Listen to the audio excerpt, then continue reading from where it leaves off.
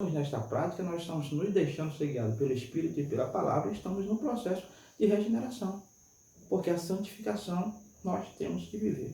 E é aquela coisa, não vivo mais eu, mas Cristo vive em mim.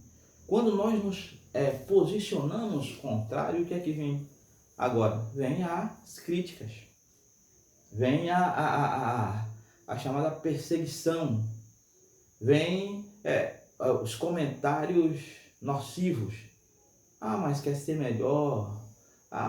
Então, se você tem medo de ser criticado, se você tem medo de não ser censurado por causa de um posicionamento ao lado de Cristo, você vai estar aqui se envergonhando dele. E fazendo isso, ele está de olho. E no dia do arrebatamento ele vai dizer: você não se envergonha de mim? Aqui não tem lugar para você. Essa é a pura realidade. Um crente, um servo de Deus, ele não tem que ofender as pessoas.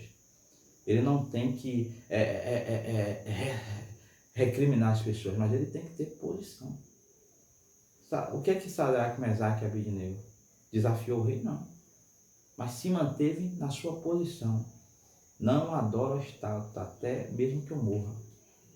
Não adoro a estátua, eu mesmo que eu morra não vou adorar. E o que é que aconteceu? Deus os exaltou dentro daquela nação idólatra. Então são posicionamentos que os cristãos dos nossos dias não estão tendo. Estão entrando na onda. Estão andando conforme o vento, conforme a maré. E isso é prejudicial para o nosso evangelho. Porque vai vir na hora e dizer: espera, diz que é crente, e aí está fazendo isso. Diz que é crente, mas tem 3, 4 namoradas. Diz que é crente, mas foi um baseado. Diz que é crente, mas já está pegando fulano, secando betão. Isso é prejudicial para o evangelho. O crente, o servo de Deus, que é guiado pelo Espírito, ele tem posição. Ele tem posição. Não vivo mais eu, mas Cristo vive em mim. E tem aquela questão de santificação. Além da obediência à palavra, de se deixar ser guiado pelo Espírito, ele está no processo de santificação. Vamos ver 1 Pedro, capítulo 1, versículo 15. Eu vou procurar aqui Filipenses, capítulo 2, do versículo 14. Filipenses 2, a partir do versículo 14. Pronto, encontrou 1 Pedro? 1 Pedro, capítulo 1, versículo 15. Mas, como é santo aquele que vos chamou, sede vós também santos em toda a vossa maneira de viver. Pronto. Como é santo aquele que vos chamou.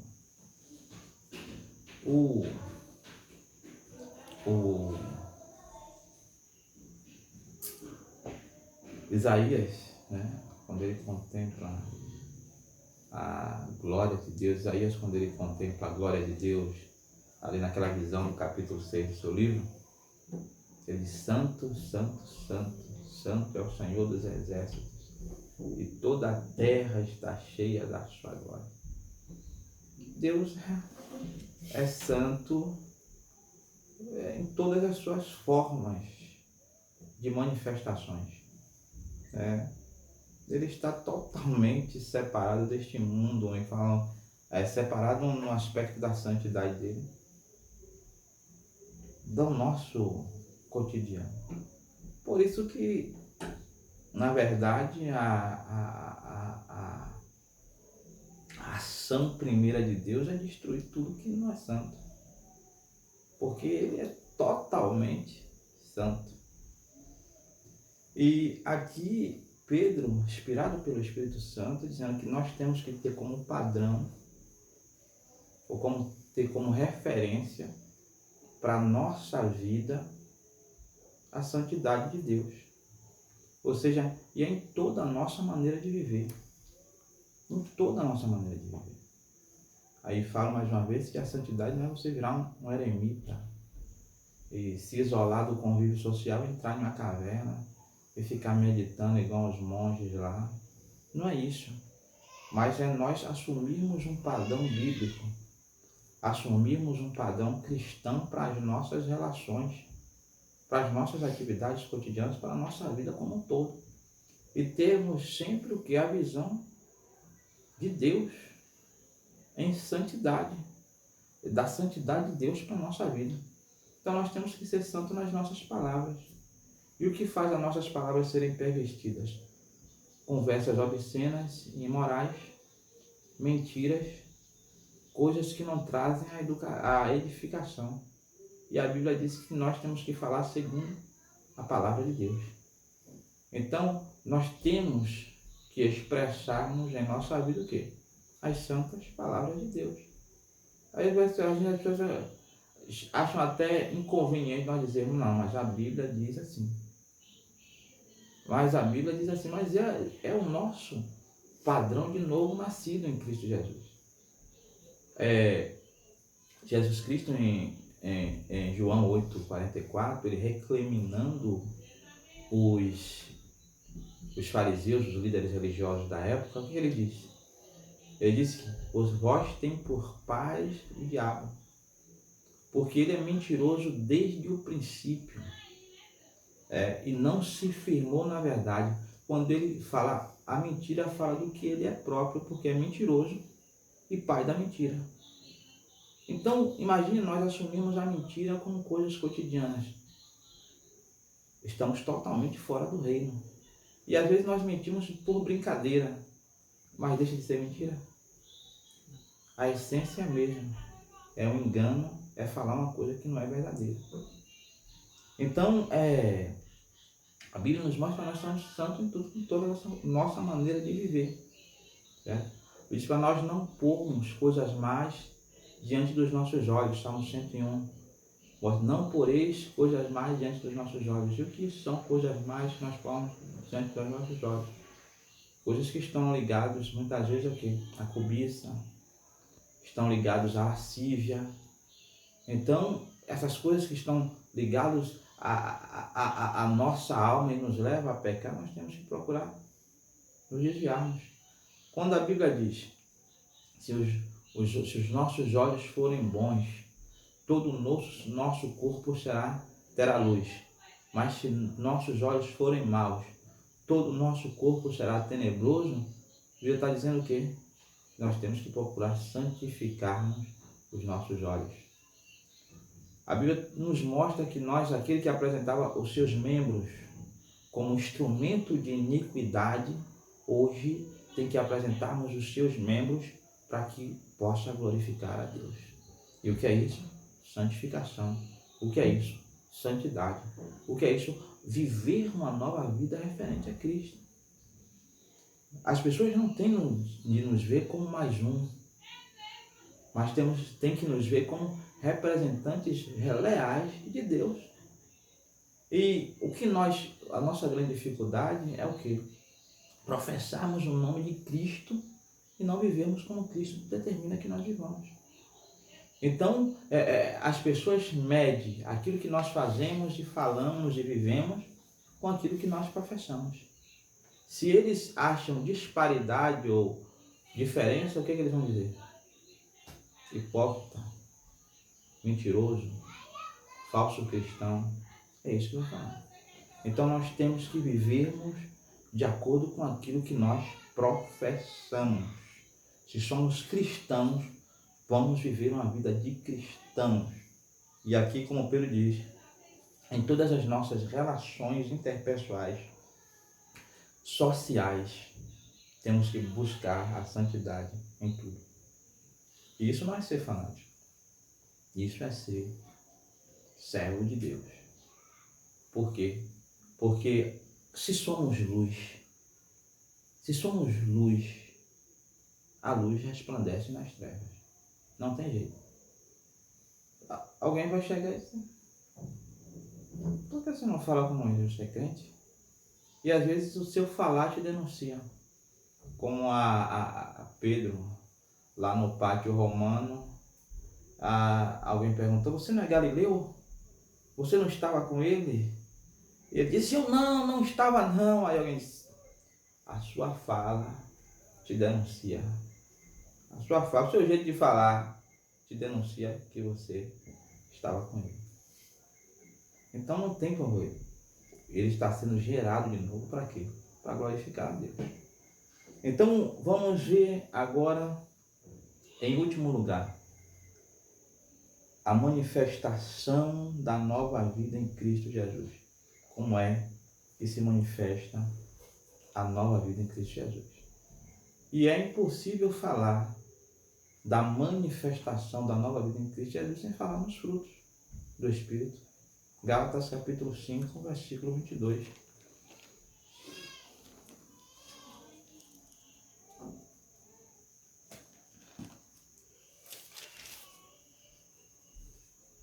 Encontrou? Então, leia para mim, por gentileza, meu querido.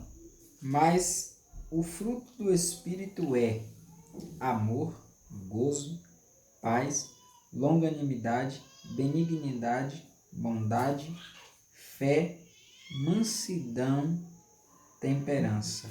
Contra estas coisas não há lei. Então, contra essas coisas não há lei, os frutos do Espírito. Não é, na verdade, os frutos do Espírito, é o fruto do Espírito, porque não existe mais de um fruto. Existe o fruto do Espírito, que se manifesta através do amor, da paz, da longanimidade, da bondade, da fé, da mansidão, da temperança. Os teólogos gostam de usar a analogia de quê? De uma tangerina. Né? Uma tangerina, ela é um fruto, mas com vários gomos, né? Ou com várias partes a serem destacadas. É exatamente a analogia que se usa em relação ao fruto do Espírito. Não são frutos, mas é o fruto do Espírito que se manifesta através do amor, da alegria, da paz, da longanimidade, da bondade. E isso mostra o quê? A regeneração do Espírito, ou a regeneração do indivíduo. Por quê? Porque é o Espírito tirando o homem das dependências de condições exteriores, como nós vemos, e fazendo com que ele passe a depender e se ligar única e exclusivamente com o Espírito Santo e com Deus. É coisas assim, é uma coisa, porque o gozo, que na verdade é a alegria, a alegria do homem natural, ela está relacionada às circunstâncias exteriores. Ele tem muito dinheiro, ele comprou um carro próprio, comprou uma casa nova, ele não consegue desvencilhar sua alegria de realizações exteriores. Mas se o carro for roubado, ele fica triste. E se a casa cair, é claro que ninguém vai se alegrar. Mas no servo de Deus não entra o desespero. Naquele que está sendo regenerado e gerado de novo, entra o quê? A consciência de que Deus está no controle de todas as coisas. A consciência de que deu errado hoje, mas Deus vai trabalhar para que dê certo amanhã. Ele vai olhar para a palavra de Deus e vai dizer, não, de fato é necessário que o justo passe por dificuldades, mas a esperança vai trazer a vitória. Então ele está ligado com Deus e isso é o que nos mantém firmes. Nós olhamos para o passado e vemos que só fazendo uma leitura e uma meditação na palavra de Deus, entendermos o fato de um cidadão estar morrendo, sendo oprimido por um império sanguinário de homens que, na verdade, entraram em Satanás e fizeram um dueto e ficaram firmes na sua fé e regozijados de que estavam partindo para encontrar com o Senhor. Nós vemos ali o fruto do Espírito dando encaixes, porque era muito Marte morrendo por amor a Cristo. Era a bênção de Deus. Então, o fruto do Espírito está trabalhando na nossa regeneração e é uma parte indispensável de uma nova vida em Cristo Jesus. Ele diz o quê? Quanto a essas coisas, não há lei. Então você pode produzir de forma abundante amor, paz, longanimidade, bondade, mansidão, esperança, temperança. Tudo isso pode ser abundante, pode produzir, porque quanto mais, e não há lei contra isso. Ao contrário das obras da carne. Vamos ver 2 Coríntios 5,17 e eu vou ver João 3,7.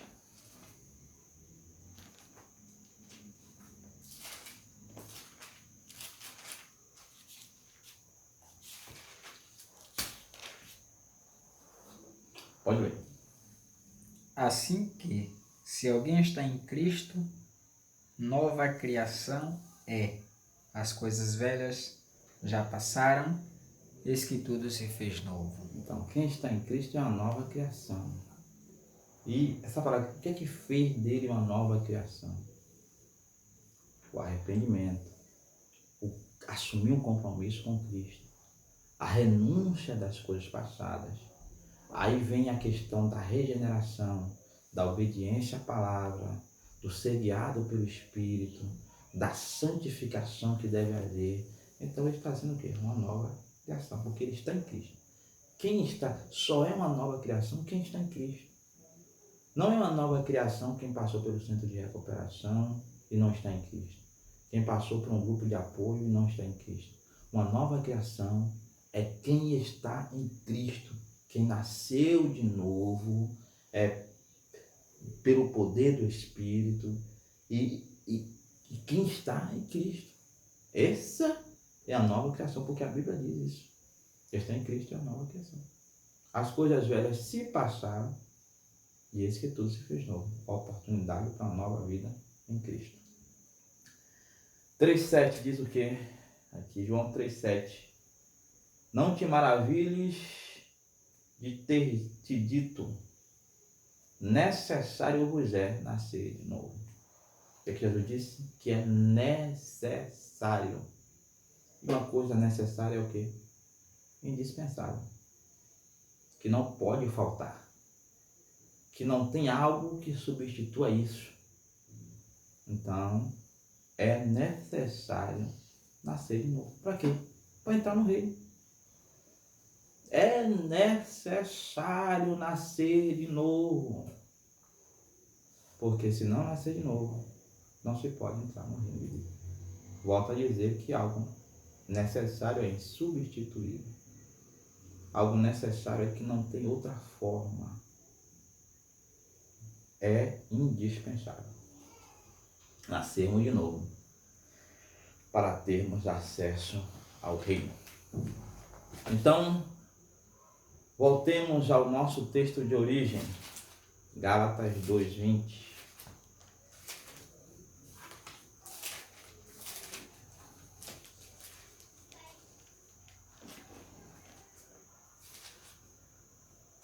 Pronto?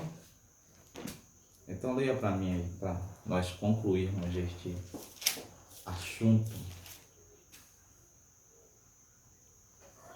Já estou crucificado com Cristo e vivo, não mais eu, mas Cristo vive em mim.